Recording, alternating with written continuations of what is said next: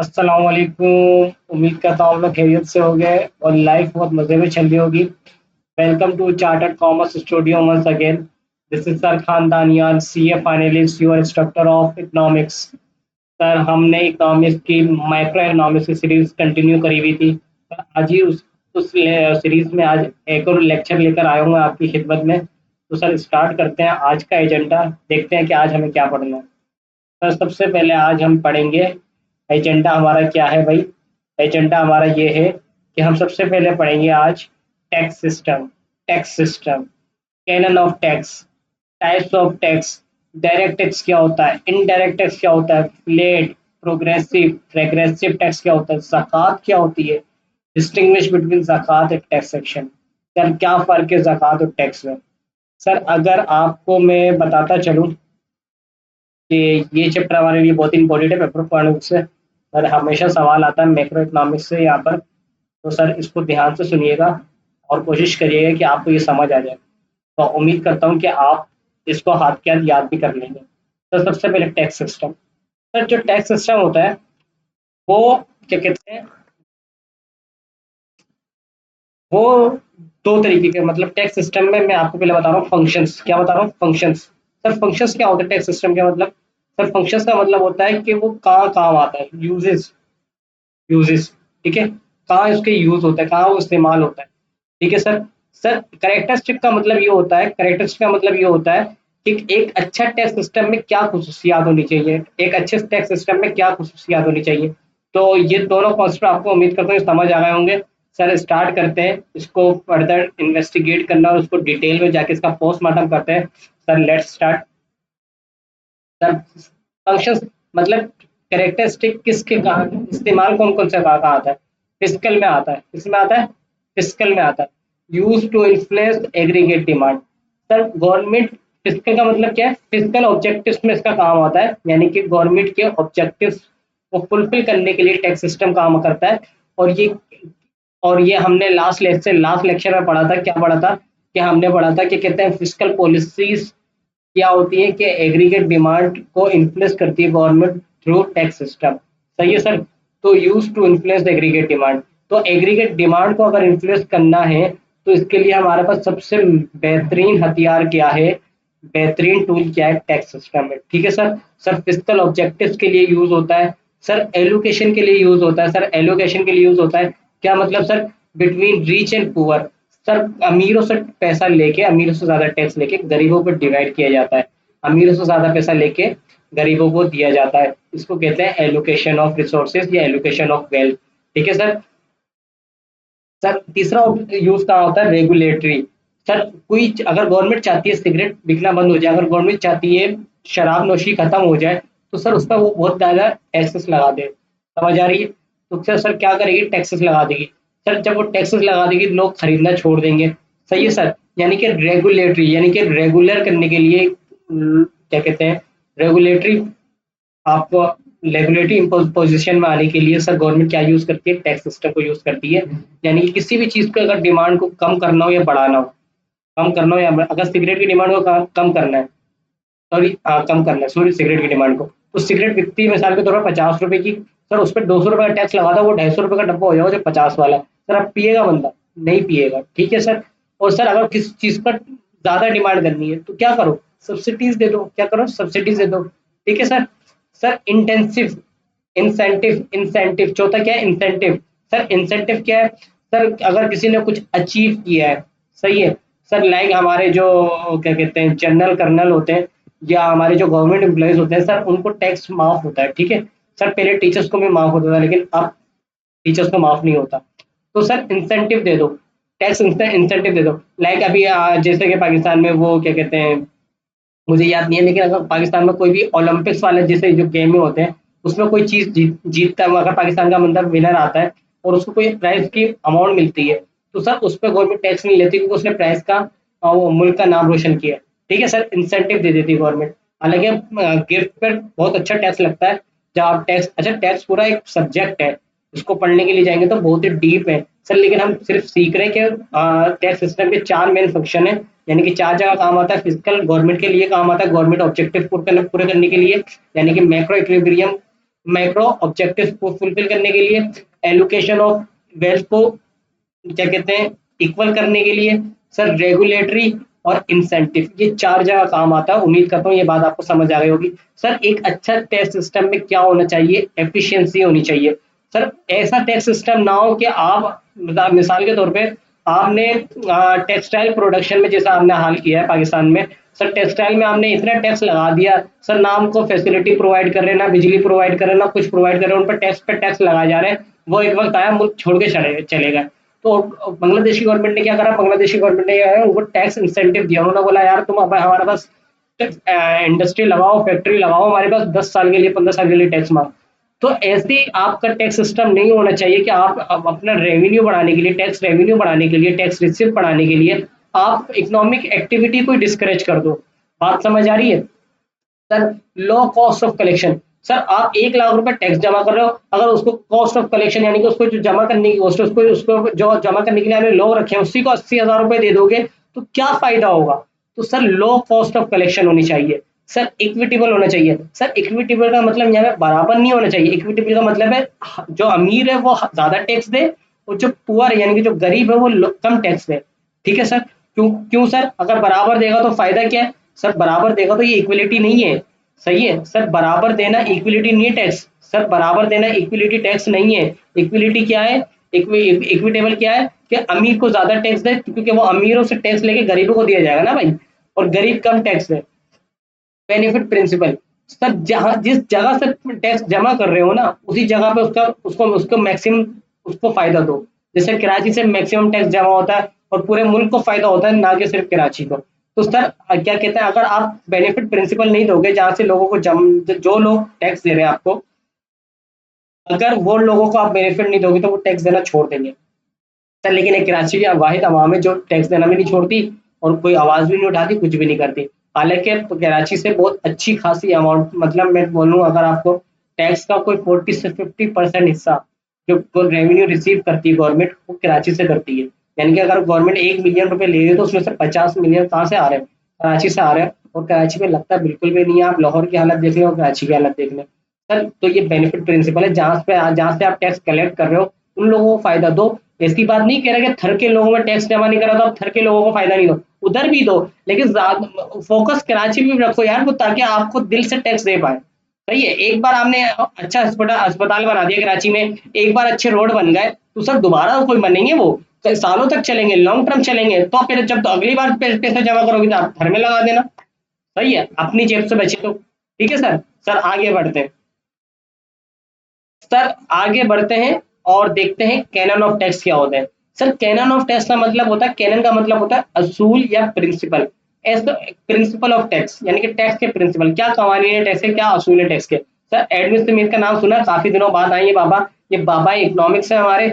और कुछ canon of tax यानी कि कुछ असूल बाबा इकोनॉमिक्स ने बताया, कुछ कैनन ऑफ इकोनॉमिक्स और कैनन ऑफ टैक्स सॉरी बहुत सारे अदर इकोनॉमिक्स ने बताया। सर बहुत मशहूर है एडम स्मिथ के कैनन, बाकी लोगों की मशहूर है लेकिन नाम के साथ नहीं आते। अगर सवाल आए कि कैनन ऑफ टैक्स बता दो, आपको सारे बताने। अगर सवाल आए कि canon of tax Adam Smith बता दो, तो सिर्फ ये 4 बताने। तो सर अगर पहला पढ़े हम कैनन ऑफ एडम स्मिथ के टैक्स सेशन के कैनन, तो sir canon of economic, canon of economic क्या बोल रहा है भाई? एडम स्मिथ बोलता है यार आप अपना टैक्स सिस्टम ऐसा रखो कि जिससे इकोनॉमिक एक्टिविटी डिस्करेज ना हो, लोग कारोबार करना ना छोड़ दें, लोग प्रोडक्शन करना ना छोड़ दें, लोग इनकम कमाना ना छोड़ दें। सही है, टैक्स जमा करो मगर इतना भी नहीं करो, इतना भी टैक्स नहीं बढ़ा दो कि लोग तंग आके तुम्हारे मुल्क से फैक्ट्री हटा के दूसरे मुल्क में शिफ्ट हो जाए। समझ आ रही है बात? सर दूसरा कैनन ऑफ इक्विलिटी, यार तुम्हारा टैक्स सिस्टम ऐसा होना चाहिए कि इक्वल होना चाहिए, अमीर से ज्यादा टैक्स लो, गरीब से कम टैक्स लो। ठीक है sir? Sir canon of convenience, canon of convenience का मतलब है कि उस वक्त टैक्स लगाओ जब लोग दे सकें टैक्स। ऐसा ना हो कि टैक्स का बिल आ रहा हो बिजली के बिल की तरह साल के महीने के आखिर में जब जेब खाली है। जब उसने इनकम कमाई, जैसे उसने इनकम कमाई 1 लाख रुपए, मिसाल के तौर पर आपकी इनकम है 1 लाख रुपए, उसी वक्त टैक्स चार्ज कर लो, वो देने के काबिल होगा, क्योंकि उसको 1 लाख रुपए में से 10,000 रुपए टैक्स, 20,000 रुपए टैक्स निकाल देगा, क्योंकि उसको 80,000 रुपए चाहिए। बात समझ आ रही है? वो कैनन ऑफ कन्वीनियंस है। तो अच्छा कंज्यूमर के पॉइंट ऑफ व्यू से नहीं सुनो, जो टैक्स पेयर है उसके पॉइंट ऑफ व्यू से नहीं सोचो, क्योंकि वो तो कभी कन्वीनियंट नहीं होगा। टैक्स सिस्टम है क्या? एक जबरदस्ती पेमेंट है। टैक्स क्या है? एक जबरदस्ती पेमेंट है जो गवर्नमेंट विदाउट एनी गन, मतलब आपको ना गन दिखाती ना कुछ दिखाती और आपसे ले लेती है। समझ आ रही है बात? तो सर आप जब क्या कहते हैं, जब कोई बंदा इनकम कमा रहा है तो उसी वक्त टैक्स चार्ज कर लो, वो जब इनकम रिसीव करेगा तो वो आपको टैक्स दे देगा। ठीक है सर, पहला।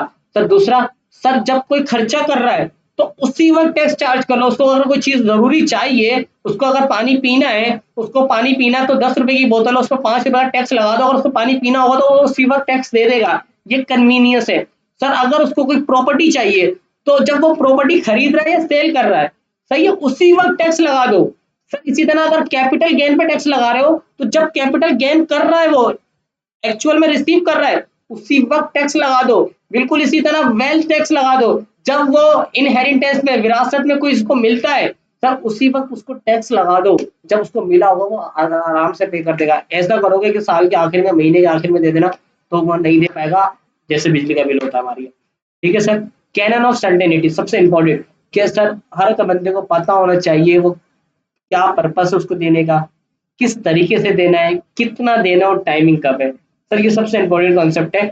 सर क्या पर्पस है, क्या मकसद है टैक्स देने का, कैसे देना है, कितना देना है और कब देना है। क्या पर्पस है, कैसे देना है, कितना देना है और कब देना है। ये 4 एडमिन समिति के कैनन ऑफ टैक्सेशन है सर। इसके बाद एडमिन समिति तो 90s के 18s के दौर के थे सर। इसके बाद बहुत सारे economic side tax system change हुआ, लेकिन ये अपनी जगह 4 बातें जो कही थी वो आज तक बाहर के बिल्कुल सच है और आज तक अप्लाई होती है। लेकिन दूसरे इकोनॉमिक्स ने कहा क्या?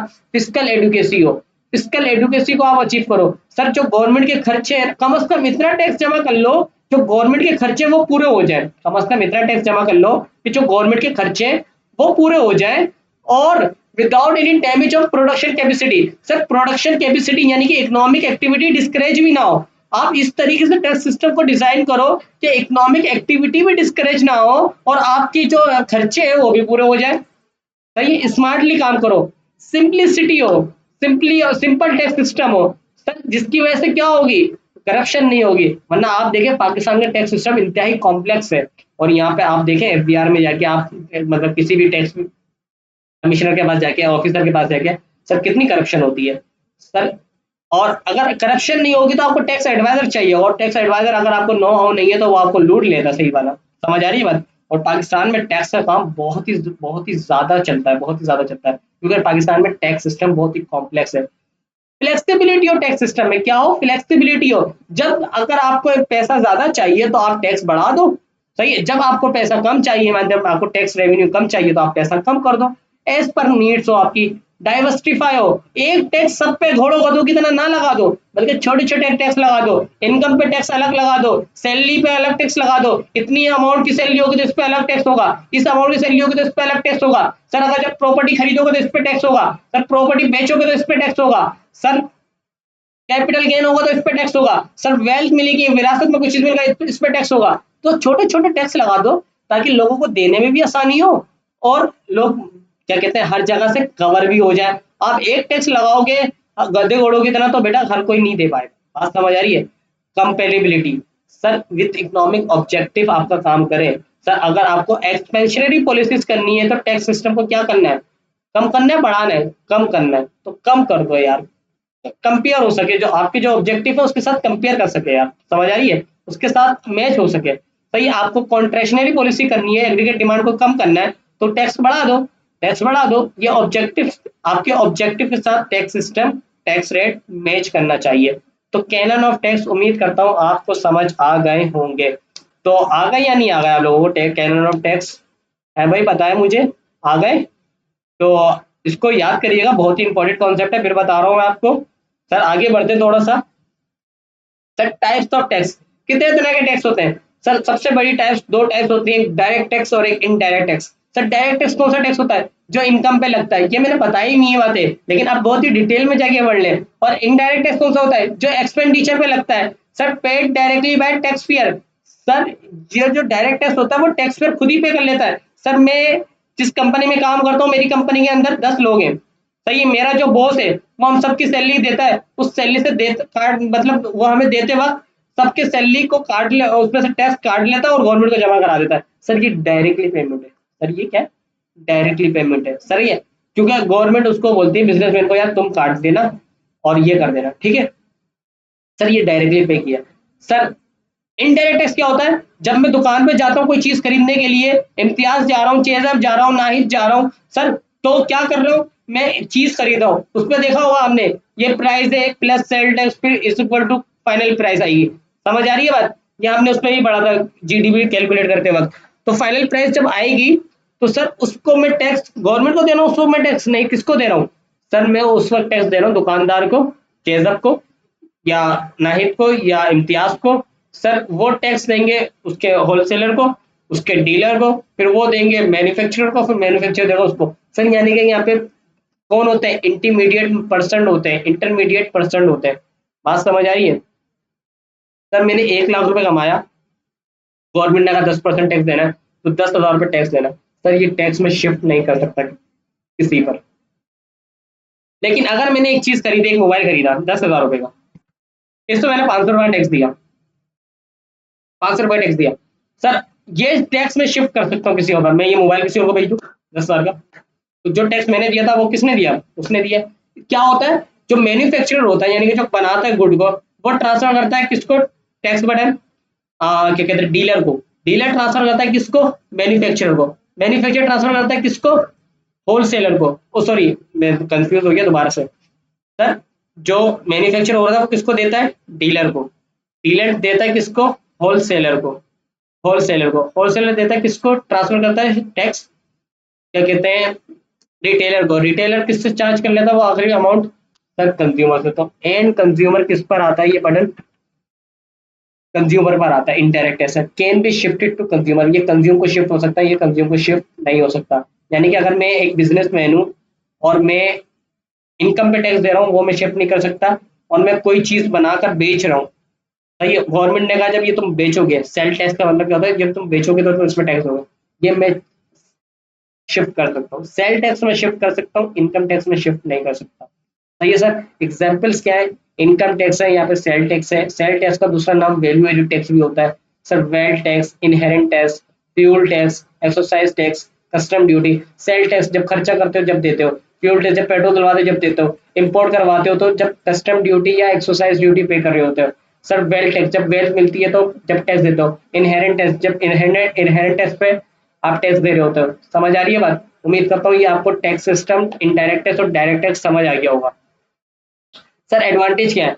सर जो डायरेक्ट टैक्स होता है वो इक्विटेबल होता है, जिसकी इनकम ज्यादा वो ज्यादा टैक्स देगा, जिसकी इनकम कम वो कम टैक्स देगा। और हालांकि ऐसा भी होता है जिसकी इनकम बहुत कम है वो टैक्स ही नहीं देता। सर एक के एडवांटेज होगा तो दूसरा डिसएडवांटेज होगा। क्या भाई? Increase in equalities. ये क्या है? Increase in इक्विलिटीज। सर यहाँ पे था इक्विटेबल। भाई जो 10,000 रुपये कमाता है, जो 1 लाख रुपए कमाता है, अगर वो पानी की बोतल वो भी खरीदा है 1 लाख वाला और 10,000 वाला, पानी की बोतल पर अगर 5 रुपए टैक्स देना है तो सर वो भी 5 रुपए टैक्स दे रहा है। जो 1 लाख रुपए कमाता है, जो 10,000 रुपये कमाता है वो भी 5 रुपए टैक्स दे रहा है। सर ये इक्वल नहीं है, वो एक गरीब बंदा है, वो एक अमीर बंदा है। सर ये इनडायरेक्ट टैक्सेस में इन इक्वलिटीज इंक्रीज हो जाती है।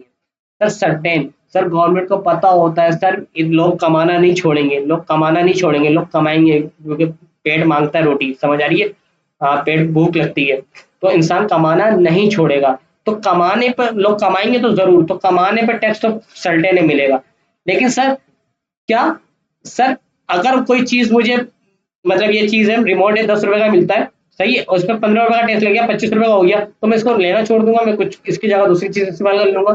तो सर ये अनसर्टेन होता है। इनडायरेक्ट टैक्स खर्चे पे जो टैक्स होता है वो अनसर्टेन होता है। सर लोग छोड़ भी सकते हैं, प्राइस ज्यादा होगी तो डिमांड कम हो जाएगी, प्राइस ज्यादा होगी तो डिमांड कम हो जाएगी।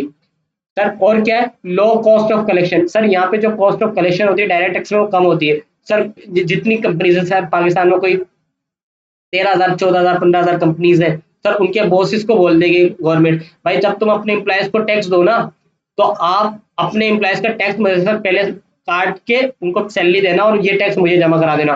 तो वो कोई 15,000 20,000 लोग जो भी हैं मालिकान मालिकान से वो टैक्स जमा करा देते हैं सबका, अपना भी और अपने मजदूरों का भी, ठीक है, अपनी मैनेजमेंट का भी। सही है सर। सर लेकिन जो इनडायरेक्ट टैक्स होता है वो आप देखो गली के हर कोने पे एक दुकान है, गांव देहात के हर केबिन पे सिगरेट बिक रही है, तो सर वो सिगरेट जो बिक रही है उस पर भी टैक्स हो रहा है। तो यहाँ पे कॉस्ट, यहाँ पे जो क्या कहते हैं कॉस्ट ऑफ कलेक्शन है यहाँ पे हाई होती है, यहाँ पर लो होती है। ये फ्लेक्सिबल होता है, ये क्या होता है, फ्लेक्सिबिलिटी होती है उसमें, समझ आ रही है सर, ये फ्लेक्सिबिलिटी नहीं होती, यानी कि गवर्नमेंट इसको कम भी कर सकती है और ज्यादा भी कर सकती है। सर सर इसका डिसएडवांटेज सबसे बड़ा क्या है, कॉस्ट पुश इन्फ्लेशन। सर ये कॉस्ट पुश इन्फ्लेशन लाता है, ये जब आपको समझ आएगा जब मैं इन्फ्लेशन पढ़ाऊंगा। सर इसकी वजह से क्या होता है सर, आप मोटिवेट करते हो ब्लैक इकोनॉमी में। क्या मतलब सर, सर मैं एक बंदे के पास गया, मैंने बोला यार मतलब मैं ऑडिट करने जाता हूँ तो मैं खाना वाना बाहर खाता हूँ, तो हमें उसको जो बताने की बात नहीं है, मतलब बता रहा हूँ बस, अज्यूम कर लो, सपोज करना। क्या भाई, जब मैं खाना खाने जाता हूँ ना किसी भी रेस्टोरेंट वगैरह में या होटल वगैरह में, बिरयानी वगैरह, तो मैं बोलता हूँ यार बिरयानी है ना, कितने की है? वो बोलता है यार अगर 250 रुपये की है तो मैं बोलता हूँ यार 350 रुपये का बिल बना देना, लेकिन कच्चा बिल बनाना, ठीक है? वो बोलता है क्यों? मैं बोलता हूँ यार इसके दो रीज़न है। क्या? एक तो मैं क्या कहते हैं 250 रुपये का बिल बना रहा हूँ, 250 रुपये की आप बिरयानी दे रहे हो, 350 का बिल बना रहा हूँ, क्योंकि आपकी बिरयानी की रेट कम है, लेकिन मैं कल दोबारा खाऊंगा तो शायद 400 रुपये की बिरयानी मिले, तो ऐसा होता है पॉसिबल ना। तो कहीं बिरयानी सस्ती मिलती है, कहीं बिरयानी महंगी मिलती है, तो मैक्सिमम 300 350 की बिरयानी आ जाती है, लेकिन कभी ऐसा भी होता है 400 500 रुपये की बिरयानी आ रही होती है। तो मैंने उसको कहा यार तुम कच्चा बिल बनाना, क्यों बनाना? मैंने उसको बोला यार तुम उसमें टैक्स नहीं लो, हम मैं क्या कहते हैं स्टूडेंट हूँ, और मैं क्या कहते हैं मेरे पास 250 300 रुपये पड़े हुए हैं, ये आप मुझसे ले लो, कच्चा बिल बना दो। आप उनको क्या पता क्या कहते हैं मैंने बिरयानी खाई है कौन, सर ऐसा पॉसिबिलिटी है, क्या कहते हैं आप बिल ही नहीं कटवाएं जो कंप्यूटराइज होता है, तो उसकी वजह से आप बच जाएंगे टैक्स देने के लिए। तो सर ये ब्लैक इकोनॉमी की एक मिसाल है, ठीक है? मिसाल ये, मैं ऐसा करता नहीं हूँ, अल्लाह ना करे ऐसा करने की कभी नौबत आए, और आप भी नहीं करिएगा, ठीक है sir? Sir advantage direct tax के और डिसएडवांटेज हमने किसके पढ़ लिए, इनडायरेक्ट टैक्स के। सर आगे बढ़ते हैं। सर इनडायरेक्ट डायरेक्ट टैक्स के disadvantage, discourage saving and investment. Sir sir जितना इनडायरेक्ट डायरेक्ट टैक्स ज्यादा होगा सर, सेविंग कम होगी, इन्वेस्टमेंट कम होगी। सर 1 लाख रुपए कमाता हूँ, 30,000 रुपये टैक्स दे देता हूँ, 70,000 रुपये खर्चा, कुछ इन्वेस्टमेंट सेविंग कर ही नहीं पाता, सेव ही नहीं करता, तो क्या इन्वेस्ट करूंगा? बात समझ आ रही है? सर अनपॉपुलर, सर बदनाम है लोगों में, सर हर बंदे को पता है यार टैक्स गवर्नमेंट हमारे सैलरी से काट लेती है। सर खर्चों में लोगों को नहीं पता होता, शायद आपको भी ना पता हो कि इनडायरेक्ट टैक्स एक पैदा हुआ बच्चा एक दिन का भी देता है, और जो मर जाता कब्र में जा रहा होता है वो भी दे रहा होता है। बात समझ आ रही है? इनडायरेक्ट टैक्स ऐसा टैक्स है, सही है, लेकिन लोगों को पता नहीं होता। डायरेक्ट टैक्स जो इनकम पे टैक्स लगता है वो क्या होता है, वो पॉपुलर होता है। अनपॉपुलर का मतलब बदनाम होता है, ठीक है? पॉसिबिलिटी ऑफ इट, सर ये चोरी होने का डर होता है। सर यहाँ पे लोग बड़े बड़े कंसल्टेंट बैठे हुए टैक्स सिस्टम लेके, वो बोलते हैं यार हमारे पास आओ, हम आपका टैक्स को कम करते हैं, तो टैक्स चोरी होने का यहाँ पे खतरा होता है, सही है सर? सर इसके एडवांटेज क्या इनडायरेक्ट टैक्स है, change the demand of goods. यार अगर मुझे किसी गुड की डिमांड को कम करना है ना, यानी कि अगर बुरी चीजों की डिमांड को कम करना है, सिगरेट नस्वार गुटखा पान शराब नोशी वगैरह चर्स वगैरह, इनको कम करना है, तो इन पर मैं टैक्स ज्यादा बढ़ा दूंगा, तो सर क्या होगा, सर ये क्या हो जाएगा, उनकी डिमांड कम हो जाएगी। Increase net tax, sir net का मतलब कोई भी चीज माइनस होके, क्या चीज माइनस होगी टैक्स में से, सब्सिडीज माइनस होगी। बोलना जो टैक्स नेट है ना वो इंक्रीज कर जाता है, किससे, इनडायरेक्ट टैक्स से, क्योंकि इनडायरेक्ट टैक्स बच्चा बच्चा और मरने वाला भी दे रहा होता, मैंने आपको बताया। और डायरेक्ट टैक्स वही देता है जिसकी इनकम होती है, और वो इनकम इतनी जिसमें वो फॉल कर रहा हो, स्लैब रेट में फॉल करना चाहिए, मतलब जिस पे टैक्स मिनिमम टैक्स जिस पे लग रहा है। मिसाल के तौर पर पाकिस्तान में शायद 1,20,000 पे लग रहा है, या 6 लाख पे लग रहा है, 6 लाख रुपए में लग रहा है, सालाना 6 लाख रुपए जो कमाता है उस पर उसको टैक्स दे रहा है। तो सर अगर आप 6 लाख रुपए का कमाते हो तो आप टैक्स दोगे, वरना नहीं दोगे। अगर आप 6 लाख से कम कमाते हो, 5 लाख 5.5 लाख या 5,90,000 भी कमाते हो, तो आप टैक्स नहीं दोगे, बच जाओगे। लेकिन सर आप 5,90,000 जब कमाते हो तो उसको खर्च तो करते हो ना, आप उधर से पकड़े जाते हो, ठीक है? सर एक बंदा कमाता है वो टैक्स देता है, वो वहां पे भी देता है जब वो कमा रहा होता है, वो इनडायरेक्ट टैक्स भी दे रहा होता है, सर वो टैक्स तो दोनों हर तरफ से टैक्स दे रहा है। एक बंदा स्लैब रेट से कम कमा रहा है, मतलब 6 लाख से कम कमा रहा है, तो वो इनकम टैक्स नहीं दे रहा, मगर वो इनडायरेक्ट टैक्स दे रहा है, ठीक है? बात समझ आ रही है? सर एक बंदा कमाता ही नहीं है, एक बंदा कमाता ही नहीं है, मगर वो फिर भी इनडायरेक्ट टैक्स दे रहा है। बात समझ आ रही है? यानी कि आपके दादा दादी हो गए तो कमाते हैं क्या वो? सही है, अगर जिंदा है तो अल्लाह ताला उनको हयात रखे। तो सर वो नहीं कमाते। सर आप कमाते हो भी, आप भी नहीं कमाते, लेकिन खर्चा तो करते हो, बैलेंस डलवाते हो, मोबाइल में पैकेज कराते हो, सही है? मोबाइल खरीदा आपने, मोबाइल पे टैक्स नहीं दिया, हर चीज पे टैक्स देते हो आप, सही? जो आप कपड़े पहने हुए हो उस पर टैक्स नहीं देते क्या, टैक्स देते हो आप, सही है? उम्मीद करता हूँ ये बात आपको समझ आ रही होगी। Low cost of collection, sir यहाँ पे कॉस्ट ऑफ कलेक्शन लो नहीं होती, सॉरी ये हाई होती है, ये गलत लिखा हुआ है, high cost of collection. Allow people greater choice, sir लोगों को चॉइस होती है कि आप, ग्रेटर चॉइस होती है क्या मतलब सर, आप से टैक्स ना दें, इनडायरेक्ट टैक्स ना दें, सर क्या मतलब, सर मैं दुकान पे जाऊं और मैं दुकानदार को बोलूं भाई ये जो 100 रुपए प्राइस लिखी हुई है, ये वाली लेट टैक्स मैं नहीं दे रहा, सर ऐसा नहीं बोल रहा मैं, आप वो चीज़ खरीदो ही नहीं, आप वो चीज़ खरीदो ही नहीं तो आपको इनडायरेक्ट टैक्स देना ही नहीं पड़ेगा। बात समझ आ रही है? डिफिकल्ट टू इवेट, सर इसको चोरी करना थोड़ा सा मुश्किल है, लेकिन नामुमकिन नहीं है। सही है सर, मैं टैक्स नहीं पढ़ा रहा है इसलिए मैं आपको ये नहीं बता रहा ये चोरी कैसे होता है, ये कैसे होता है, मैं सिर्फ एडवांटेज और डिसएडवांटेज बता रहा हूँ डायरेक्ट टैक्स के और इनडायरेक्ट टैक्स के। उम्मीद करता हूँ ये आपको समझ आ गए होंगे। सर थोड़ा सा आगे बढ़ते हैं, सर और टाइप्स ऑफ टैक्स देखते हैं। सर जब इनकम इंक्रीज करती है, नो डाउट आपका टैक्स इंक्रीज होगा, जब इनकम इंक्रीज करती है तो नो डाउट आपका टैक्स इंक्रीज होगा। सर लेकिन अगर टैक्स रेट आपका इंक्रीज नहीं हुआ, सर नंबर्स में बात नहीं करना, मतलब मैं बोल रहा हूँ कि आपकी इनकम 1,000 से 2,000 हो गई, पहले आप 100 रुपये टैक्स दे देते हैं, अब 200 रुपये टैक्स दे रहे हो साथ में, आप अमाउंट के लिहाज से पहले 100 रुपये देते हैं, अब 200 रुपये दे रहे हो। सर जो टैक्स इंक्रीज हुआ है, सर टैक्स तो इंक्रीज हुआ ना, क्या टैक्स रेट भी इंक्रीज हुआ है? सर टैक्स रेट एक अलग चीज है, समझ आ रही है, टैक्स रेट एक अलग चीज है। तो फ्लैट टैक्स रेट क्या होता है सर, जिसमें टैक्स रेट सेम होता है। मैं ये नहीं बोल रहा कि अमाउंट इंक्रीज नहीं होगी, अमाउंट इंक्रीज होगी। प्रोग्रेस टैक्स रेट क्या होता है, टैक्स रेट अप हो जाता है, और रिग्रेसिव टैक्स रेट क्या होता है, जिसमें टैक्स रेट डाउन हो जाता है। सर मिसाल के तौर पर आपकी इनकम 1,000 है, आप टैक्स देते हो 100 रुपये, तो 10% टैक्स रेट है, सही है। 1,000 100 रुपये से डिवाइड कर दोगे तो 1,000, 100 डिवाइड बाय 1,000 तो 10% आ जाएगा। सिचुएशन है, आपकी इनकम तीनों सिचुएशन में ए बी सी में 2,000 रुपये हो गए, सर तीनों में आपको नजर आ रहा है टैक्स इंक्रीज हो रहा है, 250, 200, 150, सर 100 से तीनों में ज्यादा है, सर टैक्स इंक्रीज हुआ है, क्या टैक्स रेट भी इंक्रीज हुआ है, यानी कि 10% ही रहा है, या उससे ज्यादा, उससे कम हुआ है या उससे ज्यादा हुआ है? सर अगर 200 रुपये में 250 रुपये का टैक्स दे रहा हूँ, तो सर 12.5, 250 को डिवाइड कर दूंगा 2,000 से तो 12.5, सर टैक्स क्या हो गया, अप हो गया, टैक्स क्या हो गया, 10% से 12% हो गया। तो ये क्या है, प्रोग्रेसिव टैक्स रेट, सही है, ये क्या है, प्रोग्रेसिव टैक्स रेट। सर 2,000 से 200 टैक्स दे रहा हूँ, सर अब टैक्स तो बढ़ गया मेरा, लेकिन टैक्स रेट कितना ही है, वही 10% है, कैसे निकाला, 200 डिवाइड बाय 2,000, सही है सर। सर इसी तरीके से सर टैक्स इनकम हो गई 2,000 और टैक्स दे रहा हूँ 150 रुपये, सर टैक्स तो बढ़ गया, 100 से 150 हो गया, क्या टैक्स रेट भी बढ़ गया? नहीं सर, टैक्स रेट नहीं बढ़ा, 150 को डिवाइड कर दूंगा 2,007.5, ये कहलाएगा रिग्रेसिव टैक्स रेट। उम्मीद करता हूँ ये बात आपको समझ आ गई होगी। यानी कि अगर टैक्स रेट एक अलग चीज है, टैक्स एक अलग चीज है। टैक्स रेट अगर सेम रहता है तो फ्लैट है, टैक्स रेट अगर बढ़ जाता है इनकम बढ़ने से तो वो प्रोग्रेसिव है, अगर टैक्स रेट कम हो जाता है वो रेग्रेसिव है। उम्मीद करता हूँ ये बात समझ आ रही होगी, और इसका चार्ट ऐसे बनता है, ये टैक्स रेट आ गया, फ्लैट टैक्स रेट आ गया, ये प्रोग्रेसिव जैसे जैसे इनकम इंक्रीज हो रही है वैसे वैसे टैक्स इंक्रीज हो रहा है, ये रिग्रेसिव जैसे जैसे इनकम इंक्रीज हो रही है टैक्स रेट डिक्रीज हो रहा है। उम्मीद करता हूँ ये बात आपको समझ आ गई होगी। हाँ भाई, आपको ये बातें समझ आई या नहीं आई, टैक्स सिस्टम समझ आया या नहीं आया? उम्मीद करता हूँ ये सारी चीजें आपको समझ आ गई होंगी। तो ज़कात क्या है? ज़कात is the compulsory transfer of a fix portion, usually 2.5% of a Muslim qualifying wealth and asset to specified categories of beneficiary as defined in Islamic law, with the aim of achieving social economic balance in society।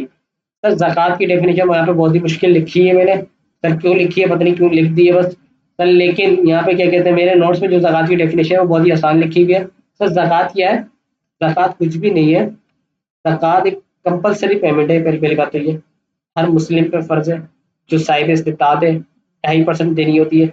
Sir इस्लाम, ये देखें capitalist economics, plane economics ये बाद में आई है, इस्लाम इनसे पहले का, ठीक है सर। सर इस्लाम ने डिस्ट्रीब्यूशन ऑफ वेल्थ को इक्वल करने के लिए एक तरीका निकाला ज़कात, एक तरीका निकाला ज़कात, जिससे क्या होगा, अमीरों से ज़कात ली जाएगी और गरीबों में ज़कात बाँटी जाएगी, ठीक है सर।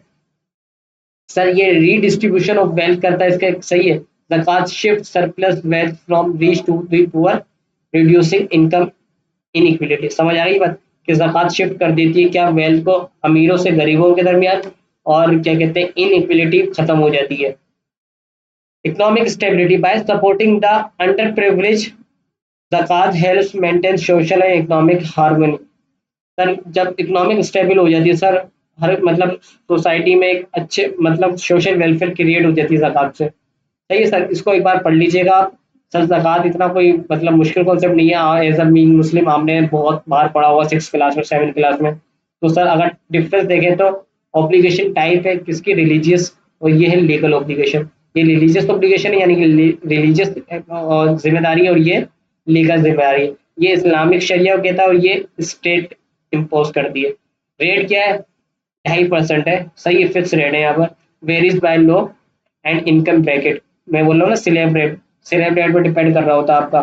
पे कौन होता है, मतलब किसको दिया जाता है, paid to specific beneficiary, sir जिस जो लोग हकदार है सिर्फ उनको दिया जाता है। पेड टू द स्टेट, ये स्टेट को दिया जाता है और यूज फॉर जनरल पर्पस, और जनरल पर्पस के लिए यूज किया जाता है।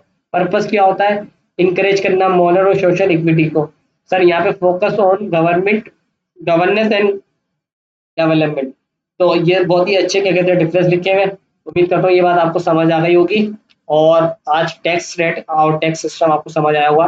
तो अगर समराइज करूँ मैं 2-3 मिनट्स में आखिर में, तो भाई टैक्स सिस्टम के कुछ फंक्शंस होता है। फंक्शंस का मतलब क्या है, फंक्शंस का मतलब ये है कि टैक्स सिस्टम इस्तेमाल कहाँ होता है। सर कुछ हमने उसकी करेक्टरिस्टिक पढ़ी कि कैसा एक अच्छा टैक्स सिस्टम क्या होता है। फिर हमने कैनन ऑफ टैक्स पढ़ा जिसमें एक एडमिन समिति और बाय अदर्स थे, उसके एडम समिति के 4 कैनन थे और दूसरों के 4 कैनन थे। फिर हमने पढ़ा क्या कहते हैं types of tax, direct tax, indirect tax. Direct tax वो टैक्स होता है जो इनकम पे लगता है, इनडायरेक्ट टैक्स वो टैक्स होता है जो खर्चों पे लगता है। डायरेक्ट टैक्स डायरेक्टली पे किया जाता है, इनडायरेक्ट टैक्स इंटरमीडिएट पर्सन के थ्रू पे किया जाता है। डायरेक्ट टैक्स को आप शिफ्ट नहीं कर सकते, इनडायरेक्ट टैक्स को आप शिफ्ट कर सकते हो कंज्यूमर में। सर इसके बाद क्या कहते हैं, आपने इसकी एग्जाम्पल पढ़ी income tax, wealth tax, inherent tax, सही है। उसमें पढ़ा आपने sale tax, value added tax, fuel tax, custom duty, exercise duty, सही। पे उसके एडवांटेज पढ़े, डिसएडवांटेज पढ़े। फिर आपने फ्लैट टैक्स रेट देखा, उसमें देखा कि आपने टैक्स रेट अगर इंक्रीज नहीं हुआ, टैक्स रेट इंक्रीज नहीं हुआ, टैक्स रेट सेम रहा, तो ये फ्लैट है। अगर टैक्स रेट इंक्रीज हो गया, टैक्स रेट बोल रहा हूँ, टैक्स नहीं बोल रहा, टैक्स तो तीनों सिचुएशन में इंक्रीज होगा। अगर टैक्स इंक्रीज हो गया तो क्या होगा, सर प्रोग्रेसिव होगा, और अगर टैक्स रेट डिक्रीज हो गया तो क्या होगा, रेग्रेसिव होगा। तो उम्मीद करता हूँ ये बात आपको समझ आ गई होगी और आपको बहुत अच्छा लगा होगा ये लेक्चर, और आपकी नॉलेज में इजाफा हुआ होगा। और सर ये पेपर के पॉइंट से बहुत ही इंपॉर्टेंट चैप्टर था। तो सर मिलते हैं अगले लेक्चर में, जब तक दुआओं में याद रखिएगा भाई को, अपना बहुत सारा ख्याल रखिएगा। पेपर होने वाले हैं, पढ़ लें, मेहरबानी होगी आपकी, शुक्रिया, अल्लाह हाफिज।